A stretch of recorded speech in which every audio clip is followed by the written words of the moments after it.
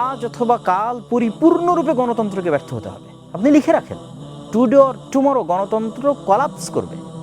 আমাদের কাজ কিছুই না, আমাদের কাজ শুধু মানুষের অন্তরে গণতন্ত্রের উপর ঘৃণা তৈরি করে দেওয়া। যে খুন করেছে কে? গণতন্ত্র। গত 16 বছর ক্রস ফায়ার গুম কে করেছে? গণতন্ত্র।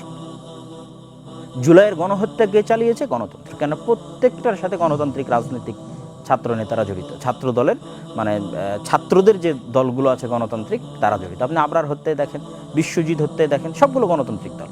এরকম একটা ঘটনা যদি বাংলাদেশের কোনো, পৃথিবীর কোনো একটা ইসলামী দলের হাতে হতো, তাহলে তাকে জঙ্গি বলে নিষিদ্ধ করে দেওয়া হতো। কিন্তু এতগুলো হত্যাকাণ্ড হওয়ার পর গণতন্ত্র জঙ্গি নয়। এটাই হচ্ছে দ্বিচারিতা। তো আমাদের কাজ কি? মানুষের অন্তরে এটা পুশ করতে থাকা যে গণতন্ত্র ব্যর্থ, গণতন্ত্র ন্যায় প্রতিষ্ঠা করতে পারে না। এটা বলিয়েন না যে গণতন্ত্র কুফরি, গণতন্ত্র শিরকি। এটা বললে আপনি কখনোই মানুষকে বুঝাইতে পারবেন না।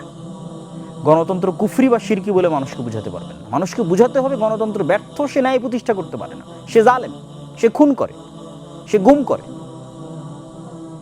যখন মানুষ একবার বুঝে যাবে, মানুষ ব্যাপকভাবে যখন সমগ্র বাংলাদেশের মানুষ বুঝে যাবে যে তার জীবনের নিরাপত্তা, তার ছেলেমেয়ের জীবনের নিরাপত্তা, তার স্ত্রী সন্তানের জীবনের নিরাপত্তা এবং ন্যায় বিচার একমাত্র আল্লাহ এবং আল্লাহর বিধান প্রতিষ্ঠা করতে পারে, তখন পরবর্তীতে যখন কখনো 36শে জুলাই হবে, তখন মানুষ জোর করে ইসলামকে ক্ষমতায় বসাবে।